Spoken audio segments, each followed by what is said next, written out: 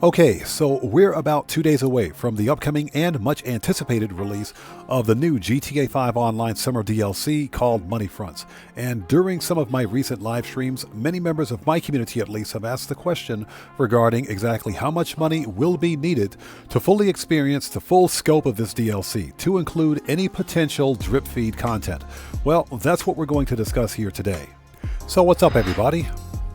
OddMan105, aka the Oddwood here, with a short talking head video discussing my thoughts governing what we can expect to pay for the upcoming summer DLC. So let's just get right into this. Now let me begin by stating that this is not an angry rant about Rockstar Games, who we can usually count on to do some really questionable things with every DLC that they release. And Rockstar Games is also capable of doing some really good things as well. This video is merely an assessment of the potential in-game financial cost to experience everything that this DLC has to offer. Now let's begin by discussing the current and ongoing hyperinflated economy in Grand Theft Auto 5 Online. And with a couple of exceptions, and we will discuss those exceptions here in the video, all of us, including you veteran players out there, have seen a steady increase in the overall cost of things in the game. For example, vehicles, and especially supercars and police vehicles, clothing items, weapons, and even garage space. With the release of GTA Plus and the Vinewood Club, Rockstar has seemingly found a way to monetize. Things have just become increasingly more expensive in the game. Now let's take a look at some numbers, and here's where the exceptions come into play. Now, in terms of business properties, if we consider past recent DLCs, for example, the Chop Shop and Bottom Dollar Bounties, once fully upgraded, the Bail Enforcement Office for Bottom Dollar Bounties and the Salvage Yard for the Chop Shop DLC could cost anywhere between $4.5 million to $5.5 million, making these two properties some of the most expensive business properties in the game. Now remember, these are conservative estimates which are largely determined by the location of those properties and the amount of upgrades you decide to include. However, with the release of the most recent DLC and its Part 2, those being Agents of Sabotage and Oscar Guzman Flies Again, we've seen a pattern with Rockstar Games now releasing significantly more affordable business properties in the game. For example, the Darnell Brothers Garment Factory only costs $2,350,000, with no additional upgrade requirements and a 10-car personal vehicle garage. The Mackenzie Field Hangar from Oscar Guzman only cost $1,475,000, again with no additional upgrade requirements, a free Duster 300H aircraft, and 15 additional aircraft spots for your existing hangar. And yes, I know that GTA Plus members get 20 additional aircraft spots, but that's an argument for a different day. Now, here's what we know about the new business properties in Moneyfronts.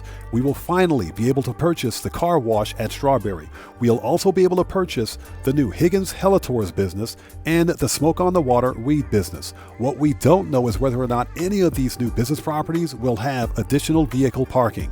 Now, if the cost of the most recent DLC's business properties are any indicator, then we can expect to pay between $2 million to $3 million for the car wash at Strawberry and between $1.5 to $2 million for the Higgins Helitours and the Smoke on the Water weed properties. Now let's talk about vehicles. The most recent DLC, that is the Agents of Sabotage with the Oscar Guzman Part 2, saw the release of 13 brand new purchasable vehicles, which includes normal vehicles, police vehicles, and aircraft. The combined total of which equals $38,929,000. Now this combined total excludes HSW upgrades and trade prices. Now, if we divide this total by the number of actual vehicles released, we get an average cost of $2,994,538. Now remember that this is the average cost per vehicle and is not indicative of the actual purchase price for these vehicles. As of the making of this video, we know of at least 6 brand new DLC cars which are confirmed releasing with Moneyfronts. Those are the Karen Everon RS, a series of Woodlander SUVs, the Classe Tampa GT, the Western Police Bike, the Grotti Cheetah Classic Widebody, and the brand new Overflaunt Suzume Supercar. Now, if past is prologue, then we can expect the new Karen Everon RS pickup truck to cost between $1.6 to $1.9 million. Depending on the number of SUVs released, the Woodlander SUVs may cost between $1.5 to $1.9 million, that a Class A Tampa GT may cost between $1.2 to $1.5 million. The Grotti Cheetah Classic widebody may cost between $1.9 to $2.2 million, and that's based on the cost of the Dinka Jester widebody. Because players have been asking for police bikes since about 2014, we can expect the new Western police bike to cost between $3 to $4 million. And the overflawed Suzume is guaranteed to cost at least $3 million. And that brings us to the conclusion. So if you're someone who's looking to purchase everything on day one, and that includes all business properties and all available day one release DLC cars and vehicles, then you can expect to spend between $21 million and $22 million. Now remember that these are my estimates for the approximate cost of properties and vehicles in the upcoming DLC, and they are not officially confirmed by Rockstar Games. It is more than likely that prices will change upon the release of Moneyfronts, and Rockstar Games is almost guaranteed to release additional vehicles as drip feed content, so please take all of this information with a grain of salt.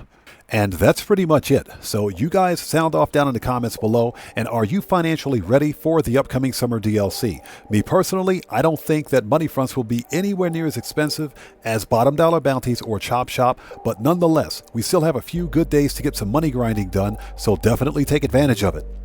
And with that being said, this video is a wrap. I've been OddMan105, aka The Odd One. And if you guys found this video informative, then you know what to do. Smash that subscriber button, hit that bell icon, leave a few likes while you're here, and hey, don't forget to check me out on Twitter at OddMan105. And I will see you guys when I see you guys in the next video. Please stay safe, and remember, don't just start the fire, bring the smoke, and take care out there.